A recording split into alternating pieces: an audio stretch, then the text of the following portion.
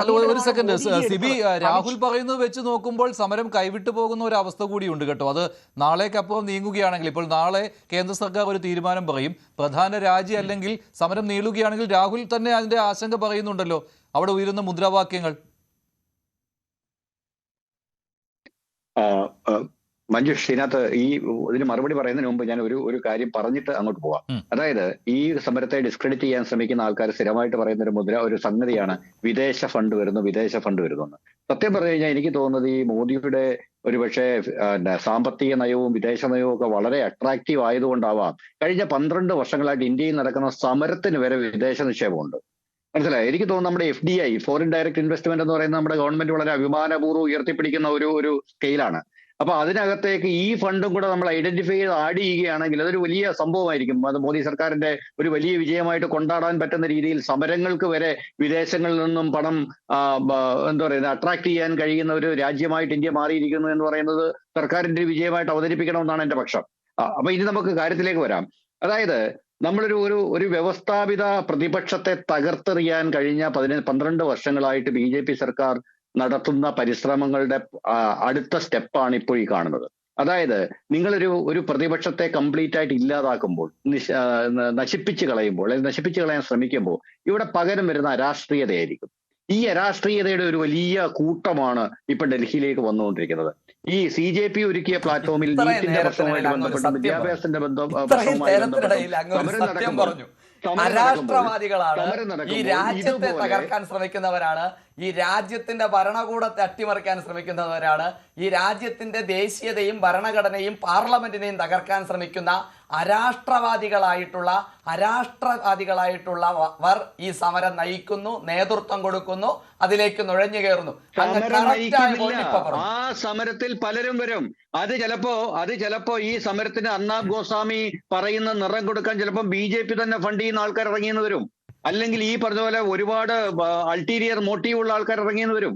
അപ്പൊ ഈ BJP ആണ് ഫണ്ട് ചെയ്യുന്നത് നേരത്തെ കോൺഗ്രസ് ആരോപിച്ചിരുന്നു കേട്ടോ. സിബി, കോൺഗ്രസിന്റെ നിലപാട് അതായിരുന്നു, BJP ഫണ്ട് ചെയ്യുകയാണ് പ്രതിപക്ഷത്തെ ഇല്ലാതാക്കാൻ. ഇതാരാണ് ഇത് പറഞ്ഞ? അതേ കോൺഗ്രസ് ആണ് സമരത്തിന് പിന്തുണ കൊടുത്തുകൊണ്ട് രംഗത്തെത്തിയത്.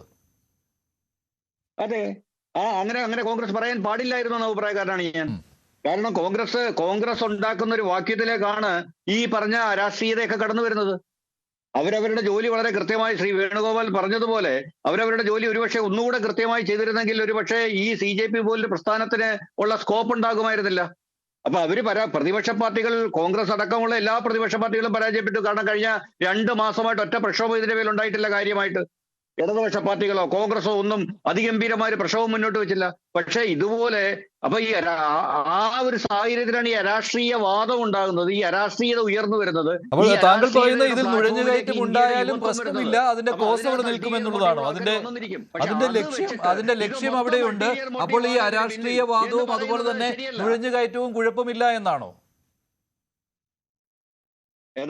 ഈ നുഴഞ്ഞുകയറ്റം കുഴപ്പമില്ല എന്നാണോ താങ്കൾ പറയുന്നത്? സമരത്തിനിടയിലേക്കുള്ള നുഴഞ്ഞുകയറ്റം കുഴപ്പമുണ്ടെന്നേ. അപ്പൊ ഈ നുഴഞ്ഞുകയറ്റം അടക്കം കുഴപ്പമുണ്ട്. പക്ഷെ അത് വെച്ചിട്ട് ഈ സമരത്തെ അളക്കരുതെന്നാണ് ഞാൻ പറഞ്ഞത്.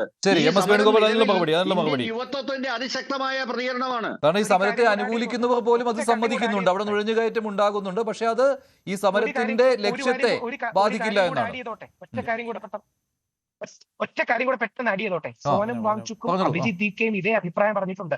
സോനം വാങ്ചുക്കും അഭിജിത് ദീപ്കയും വേണുഗോപാൽ സാറിനോടും ശ്രീ അഖിൽജിയോടും ഒരു കാര്യം പറയാൻ പോകുന്നത്, ഇത് പൊളിറ്റിക്കലി ഇൻകറക്റ്റ് ആയിട്ട് പറയുക, നമ്മുടെ ഹിന്ദു മിഡിൽ ക്ലാസ് പിള്ളേരാ ഫൈറ്റ് ചെയ്യുന്നത്. നമ്മൾ ബഹുഭൂരിപക്ഷവും അല്ലെങ്കിൽ 70-75% നമ്മുടെ ഹിന്ദു മിഡിൽ ക്ലാസ്സിലെ പിള്ളേരും ആസ്പിറേഷണൽ പിള്ളേരെ സപ്പോർട്ട് ചെയ്യാൻ ക്രിസ്ത്യൻ പാതിരിമാര് വന്നു, സിഖുകാർ വന്നു, ലെഫ്റ്റുകൾ വന്നു, SFIക്കാർ വന്നു, എല്ലാവരും വന്നു. അടിസ്ഥാനപരമായി നമ്മുടെ എന്ന് പറഞ്ഞാൽ ഇന്ത്യയുടെ കുട്ടികൾ, ആ ഇന്ത്യയുടെ കുട്ടികളും നമ്മുടെ സമാജത്തിലും സമുദായത്തിലും ജനിച്ച കുട്ടികളുടെ ഭൂരിപക്ഷത്തിലാണ് ഈ ഫലം. അപ്പോ അവരെ